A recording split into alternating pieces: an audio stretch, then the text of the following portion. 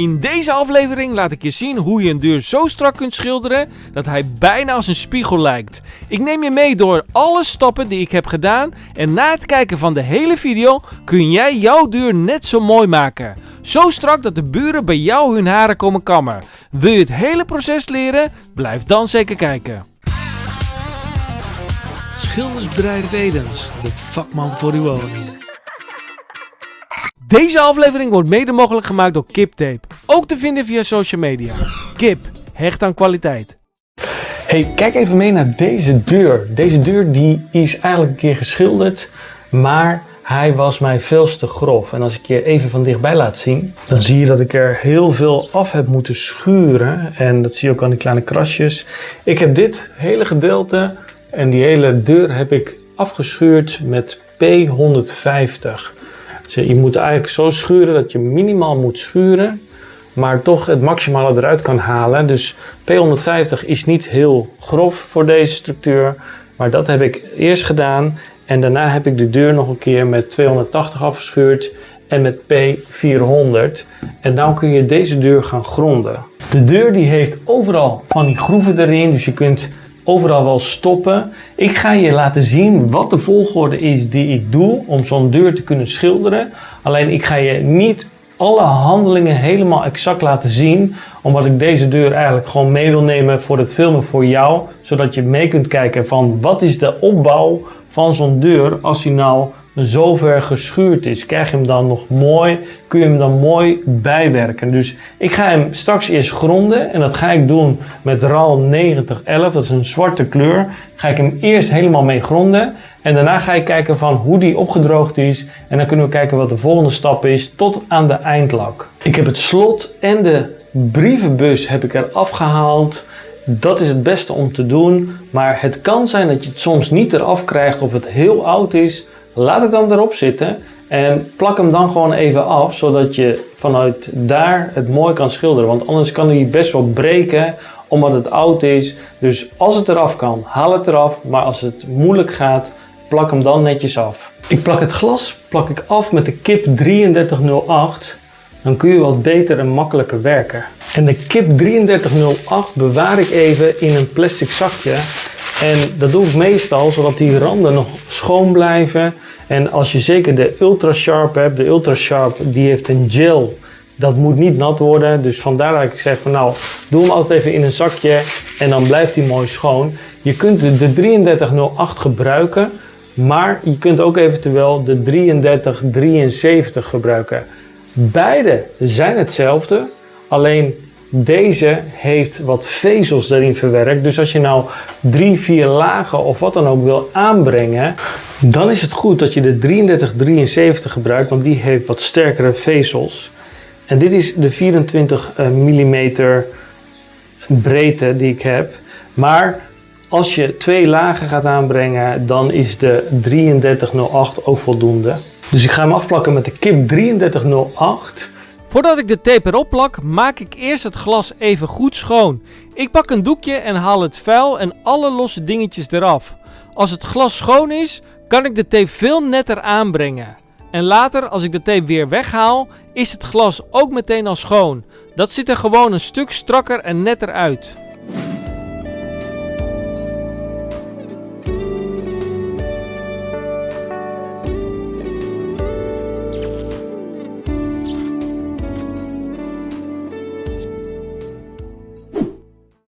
Ik ga voor het gronden van de deur gebruik maken van de Wijzenol SDT Ultra grondlak.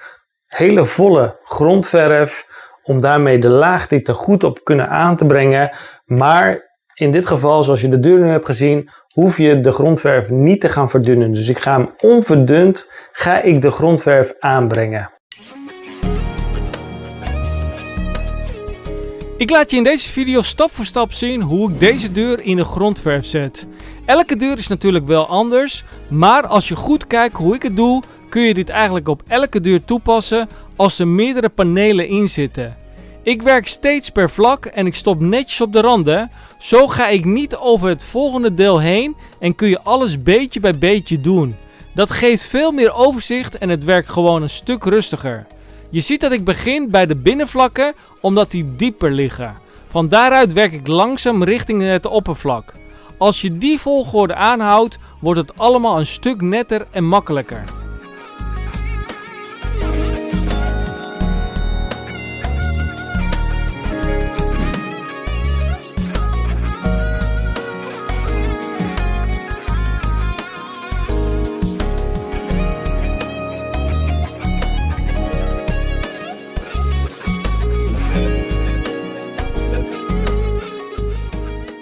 Hey, heb je wat aan deze video? Geef dan zeker een duimpje omhoog, dat zou ik enorm waarderen. Doordat ik het afplak kan ik veel sneller langs het glas schilderen. Sommige mensen doen het liever uit de hand, maar ik vind het afplakken gewoon makkelijker en sneller. Zeker als je meerdere lagen gaat aanbrengen, dan hoef je maar 1 keer te plakken en kun je daarna alle lagen een stuk sneller langs het glas schilderen. Ik ben trouwens wel benieuwd hoe jullie dat doen.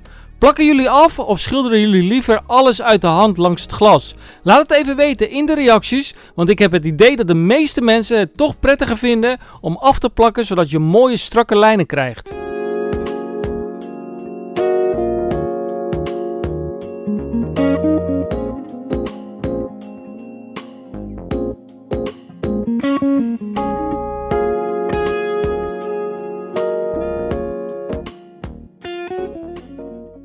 Ik zorg er eerst voor dat de hele deur zoveel mogelijk klaar is voordat ik aan de onderdorpel begin. Die onderdorpel kan namelijk makkelijk spatjes krijgen tijdens het schilderen. Als je die al helemaal klaar hebt, kom je er later veel lastiger bij. Daarom werk ik eerst de deur af en pak ik de onderdorpel pas op het einde mee. Dan zit alles meteen netjes in de grondverf. Hey, als we elkaar nog niet kennen, mijn naam is John Edens en op mijn YouTube kanaal laat ik je allemaal praktische tips zien hoe je zelf het schilderwerk kunt doen. Ben je nog geen abonnee? Klik dan hieronder op abonneren, dan mis je geen enkele schildertip.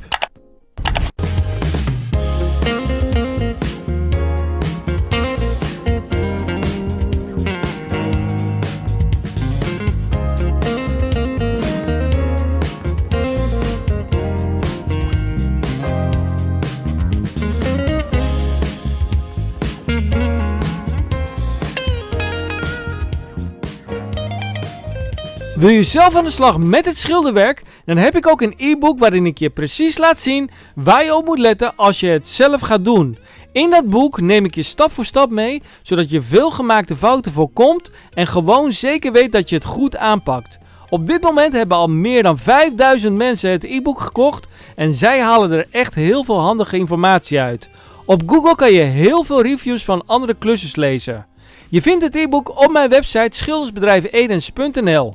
Voor €6,05 kun je hem al downloaden. De link staat in de eerste reactie of je kunt direct gaan naar schildersbedrijfedens.nl/merchandise. Zorg dat je hem even meeneemt, dan heb je meteen een super praktische handleiding voor je eigen schilderwerk. Op dit punt zie je dat ik even met mijn hand langs de dorpel ga om de laatste stofjes of kleine verfspatjes weg te halen. Dan kan ik het weer mooi strak schilderen. En als je klaar bent, loop die kleine hoekjes ook altijd nog even na. Daar kunnen namelijk zakketjes ontstaan.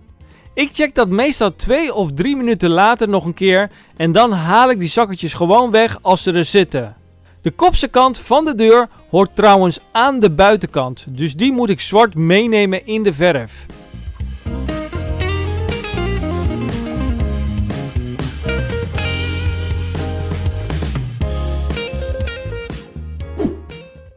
Nu ga ik de deur helemaal schuren met een P600 schuurmatje en P320 schuurpapier. Dat P600 matje is super handig, want daarmee kun je al die kleine randjes en hoekjes goed meenemen. Ik haal zo min mogelijk verf weg. Ik matteer de deur eigenlijk vooral, zodat ik straks een veel betere ondergrond heb voor de volgende laag.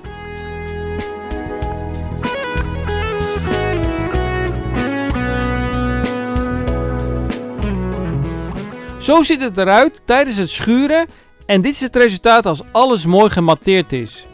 Het meeste heb ik gedaan met P600 matje en je ziet het is een perfecte basis om weer verder te schilderen. Heb je nog kleine deukjes of gaatjes in je deur, dan kan je die heel makkelijk wegwerken met de Renoviel van Renovate. Dat is een lakplamuur die je gewoon kunt gebruiken op ondergronden die al geschilderd zijn. Niet voor grote reparaties zoals houtrot, maar juist ideaal voor die kleine plekjes die je nog tegenkomt. Ik doe zelf altijd een klein beetje van de verf door die plamuur heen, zodat de kleur net iets donkerder wordt en die plekjes mooier wegvallen. Renoviel schuurt ook heel makkelijk, maar laat het wel goed drogen. Met warm weer is het vaak al binnen 20 minuten droog, maar geef het gewoon even de tijd.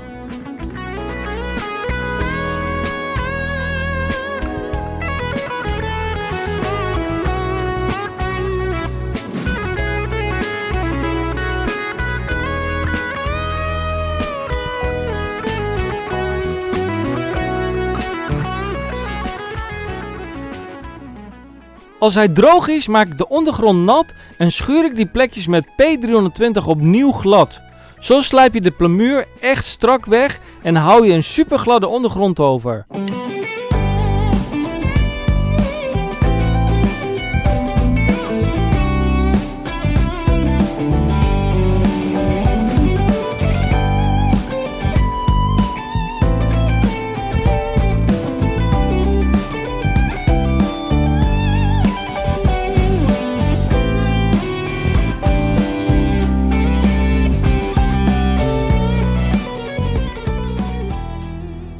Daarna loop ik het nog even na met P400. Dat papiertje was al gebruikt en wat versleten, maar dat is juist perfect voor dit soort fijne plekjes. En op die manier krijg je de plamuur echt spiegelglad en heb je een hele mooie basis om verder te schilderen.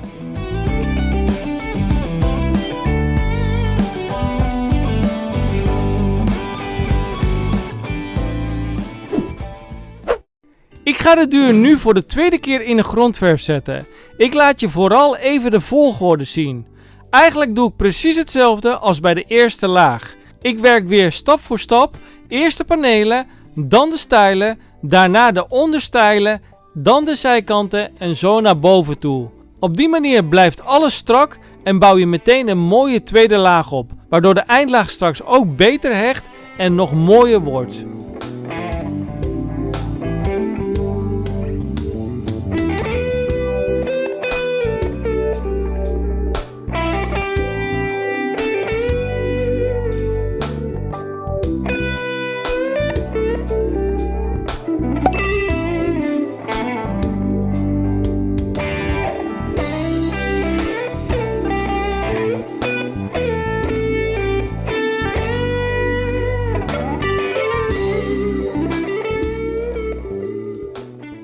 Als de deur helemaal klaar is, zet ik hem even vast. Ik doe hem niet helemaal op slot, ik draai de sloten eruit en ik klem de deur vast met 2 stevige klemmen.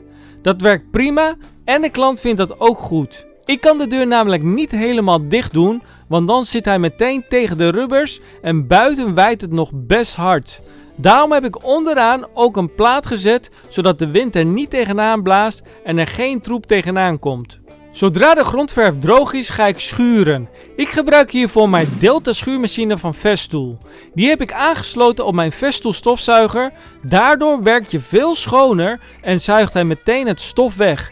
Dat werkt gewoon super strak en is ook voor de doe-het-zelver echt een fijne combinatie om mee te werken. Op de Delta schuurmachine heb ik P400 gezet en daarmee schuur ik alles weer mooi glad, zodat je een sterke en nette basis hebt voor de aflak. Je kunt dit trouwens ook met de hand doen, maar met de machine gaat het altijd net even wat strakker en het scheelt je gewoon veel tijd.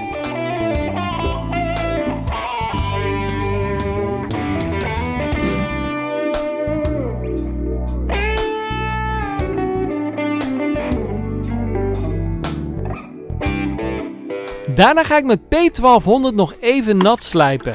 Ik maak het oppervlak nat en dan slijp ik die toplaag heel licht op.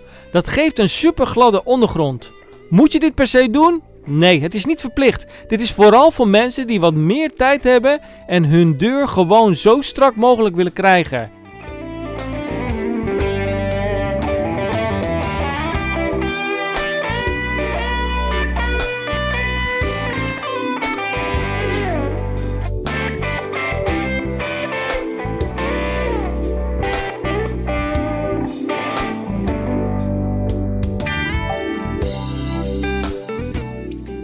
Ik laat je vooral even zien wat het verschil is. Je ziet hier hoe het eruit ziet voordat ik met P1200 heb geschuurd. En dit is hoe het eruit ziet daarna. Dat verschil is echt wel goed te zien. Als dat droog is, kan ik gaan aflakken. We gaan nu de aflak aanbrengen. Eerst zeef ik de verf zodat alle stofjes en zandkorreltjes eruit zijn. Ik gebruik hiervoor de Wijzenol SDT Ultra Hoogglanslak. Daar doe ik een paar antisiliconen druppels doorheen, zodat ik geen last krijg van siliconensporen tijdens het schilderen. Ik gebruik bij deze klus mijn Futura kwast. Die heb ik al in meerdere afleveringen laten zien. En mijn Purple penseel nummer 14. Hij is wat kleiner en daardoor kom je makkelijker in de kleine hoekjes. Alleen, je ziet wel, het is al wat ouder. Het logo is er al inmiddels helemaal af.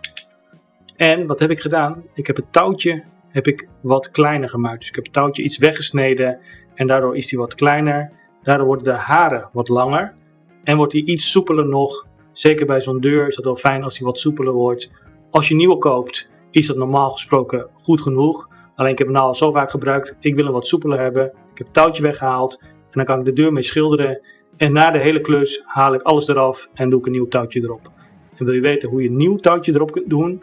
Dan kun je beneden hier in de beschrijving even kijken. Daar voeg ik een filmpje wel bij. En dan kun je dat leren hoe je een nieuw touwtje om een kwast heen kunt doen. We gaan nu de aflak weer aanbrengen en ook hier gebruik ik dezelfde volgorde als helemaal in het begin. Ik geef je alleen een paar kleine tips die je net even helpen om het echt strak te krijgen. Als je gaat afstrijken, zorg dan dat je geen druk geeft. Kijk, ik laat je nu even overdreven zien met 2 vingers, maar die lichte druk die ik nu gebruik, dat is eigenlijk precies de druk die je straks met de hele hand moet geven. Dus niet duwen, maar heel zachtjes de kwast laten glijden en de laatste slagen maak je met de puntjes van je haren. Daarmee krijg je die super strakke afwerking.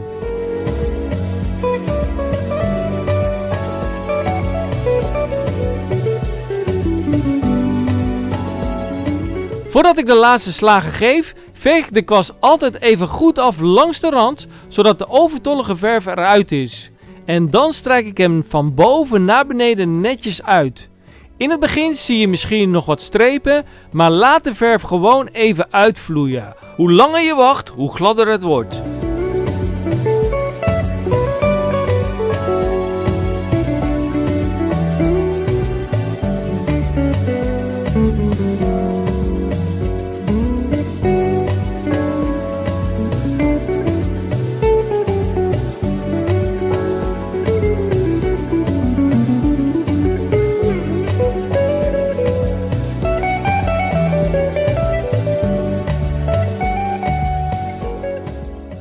Hey, misschien volg je mij op dit moment alleen op YouTube, maar wist je dat ik ook actief ben op Facebook, Instagram en TikTok? Het zou leuk zijn als je me daar ook even opzoekt, want op die platformen plaats ik ook veel tips, foto's en korte video's die je niet op YouTube ziet. YouTube gebruik ik vooral voor de langere video's en de uitgebreide uitleg. Op Facebook zet ik bijvoorbeeld topics neer met foto's en doe ik af en toe aankondigingen. Dus zoek me even op onder de naam Schildersbedrijf Edens. Alle linkjes vind je trouwens in de beschrijving van elke video.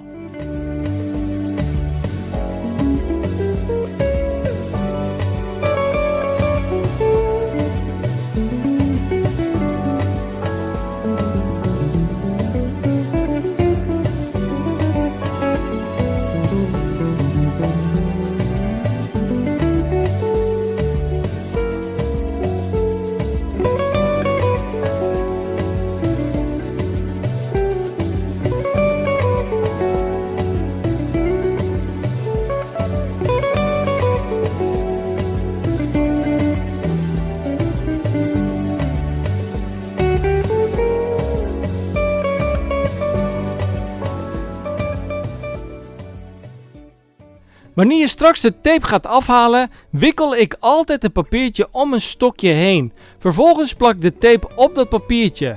Dan heb je alles netjes bij elkaar en kun je aan het einde dat hele pakketje in één keer weggooien. Zo hou je je handen schoon en zit je niet te klooien met lange slierte tape die overal aan blijft plakken.